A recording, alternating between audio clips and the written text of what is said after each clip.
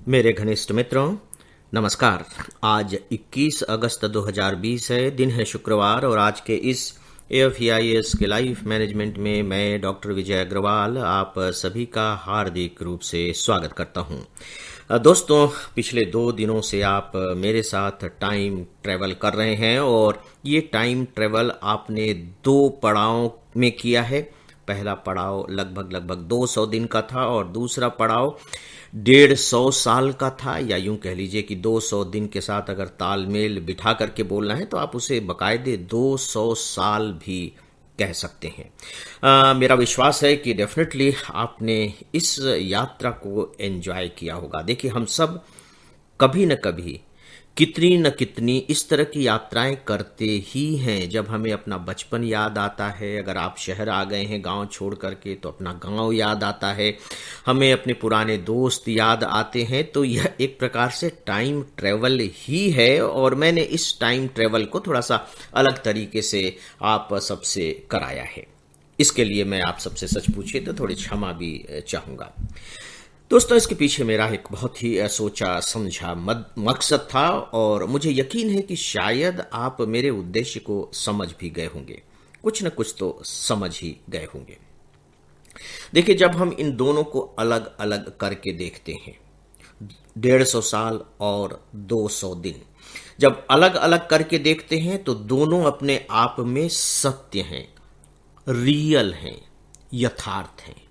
150 साल के समय का जो पीरियड रहा है वो उस तरह का था जिस तरह की हमने बात की है, और 200 दिन पहले का भी जो वक्त था उसी तरह का था जिस तरीके की हमने बात की है। और 200 दिन पहले का तो आप सबके पास अनुभव भी है। तो दोनों अपने अपने में सत्य हैं और पूर्णतः सत्य हैं। लेकिन फिर कल्पना कहाँ है? इनफैक्ट कल्पना इस मायने में है कि जब हम इन दोनों को इकट्ठा कर दे रहे हैं तो यह सत्य और कल्पना का संगम बन जा रहा है। यानी कि हम 200 दिन में जिस तरीके से रहे हैं वो सत्य है, लेकिन हम उस तरीके से नहीं रहे हैं जिस तरीके से 150 साल पहले लोग रहा करते थे, वो कल्पना है। मैंने आप सबसे अनुरोध किया था कि आप इन दोनों को मिला दीजिए, इन दोनों को मिला दीजिए। यानी कि हम रह तो 200 दिन पहले के अनुभव को लेकर के रह रहे हैं, और लेकिन हमारे आसपास की जो स्थितियां हैं वो 150 साल पहले की स्थितियां हैं।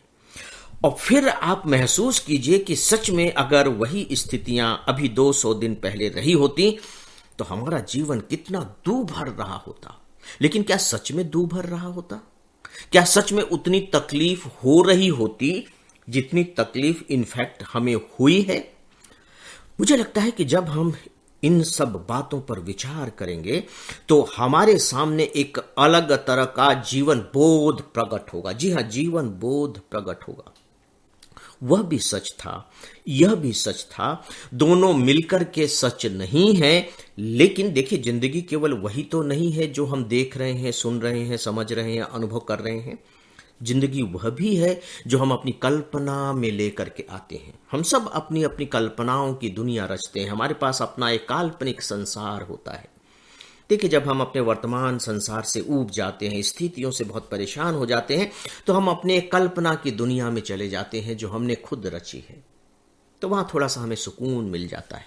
लेकिन कभी कभी ये भी होता है कि जब हम कल्पना की दुनिया में बहुत समय तक रहने लगते हैं तो हमें ये जो वर्तमान हमारी दुनिया है ये बहुत तकलीफ देह मालूम पड़ने लगती है, क्योंकि दोनों का कोई मैच नहीं है। यथार्थ की दुनिया को तो हमने आपने बनाया नहीं है, थोड़ा बहुत हमारा अपना योगदान रहा होगा, अदरवाइज तो हमारी जो परिस्थितियां हैं वो एक सामूहिक स्थितियों की देन है। उस पर हमारा बहुत ज्यादा नियंत्रण नहीं है। अपने पर तो हमारा नियंत्रण हो सकता है, लेकिन जो कल्पना की दुनिया हमने रची हुई होती है उस पर तो पूरी तरह से हमारा ही नियंत्रण होता है। उसके एक एक तिनके को हमने जोड़ा है, जैसा हमें पसंद था उस तरह के तिनके ला ला करके हमने अपने कल्पना की दुनिया के घोंसले को तैयार किया है। तो हमारी वो पूरी तरह से इच्छा अनुसार है, लेकिन वो सच नहीं है। क्योंकि जब हम सांस लेते हैं, जब हम दूसरों के साथ व्यवहार करते हैं, तो हमारी यथार्थ की दुनिया होती है, वो कल्पना की दुनिया नहीं होती। तो दोस्तों, याद रखिए, मतलब मुझे ऐसा लगता है कि ये दोनों दुनियाएं हमारे लिए जरूरी हैं। मैं ये नहीं कह रहा हूं कि कल्पना की दुनिया बिल्कुल व्यर्थ है, नॉट एट ऑल।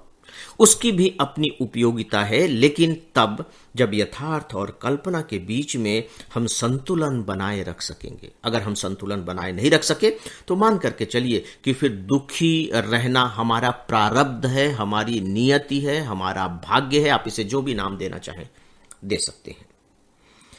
हम अपनी इस कल्पना का उपयोग, मुझे ऐसा लगता है कि हम अपने इस यथार्थ को जब तक बेहतर बनाने के लिए करते रहेंगे, तब तक यह जो कल्पना की दुनिया है हमारे लिए मरहम का काम करती रहेगी।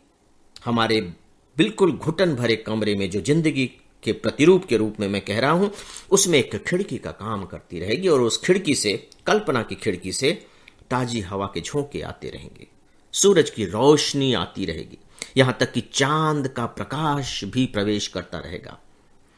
अगर हमने सिर्फ वहीं रहने का इरादा कर लिया कि नहीं मुझे तो वहीं रहना है, फिर तो ये यथार्थ की दुनिया बहुत बुरी लगने लगेगी और फिर इसका कोई विकल्प नहीं रह जाता है। सच पूछे तो कोई इलाज नहीं रह जाता है। अब आप इसे इस तरीके से देखने की कोशिश कीजिए कि 200 दिन हम सबने अपने अपने ढंग से काटे हैं, लेकिन हमारे पास कितना सुकून भी था, कितना सुकून था। हमारे पास टैप से पानी आ रहा था, नलों में हमारे यहाँ पानी आ रहा था, हमारे यहाँ बिजली हमेशा मौजूद रही है, हमारे हाथ में मोबाइल फोन था, हम अपने लोगों से लगातार संपर्क कर सकते थे, बातें कर सकते थे, हालचाल जान सकते थे, हमारा रेडियो चल रहा था, हमारा टीवी चल रहा था, उसमें हम प्रोग्राम देख सकते थे। प्रोग्राम तो नहीं रुके, प्रोग्राम लगातार आते रहे, दुनिया के समाचार मिल रहे हैं, अखबार आ रहे हैं, दूध आ रहा है, सब्जियां आ रही हैं, चाहे वो भली थोड़ी सी तकलीफ से आ रही हो, लेकिन हमें सारी चीजें मिल रही थी। केवल एक चीज रोक दी गई थी कि हमारे आवागमन को प्रतिबंधित कर दिया गया था कि आप घर में रहिए, नजरबंद रहिए, बस दैट्स ऑल। अदरवाइज तो सारी चीजें हमें अवेलेबल हो रही थी। इसके बाद भी हम भयानक रूप से दुखी रहे हैं। जी हाँ, जिस तरह से अखबारों में खबरें पढ़ने को मिलती हैं, तो ऐसे ही लगता है जैसे कि ये हमारा देश ही नहीं बल्कि पूरी दुनिया एक भयानक किस्म के घुटन में है। ये घुटन उतनी ज्यादा होगी जितनी ज्यादा हम अपनी कल्पना का इस्तेमाल नहीं कर रहे होंगे। अगर आप 150 वर्ष के टाइम ट्रेवल में चले जाएंगे कि अरे उस समय भी तो लोग थे, उस समय के लोग तो ऐसे रहते थे, अच्छा वो तो ऐसे करते थे, तो विश्वास मान करके चलिए कि अभी का जो आपका कष्ट है, आपकी जो तकलीफ है, वो काफी कम हो जाएगी, काफी कम हो जाएगी।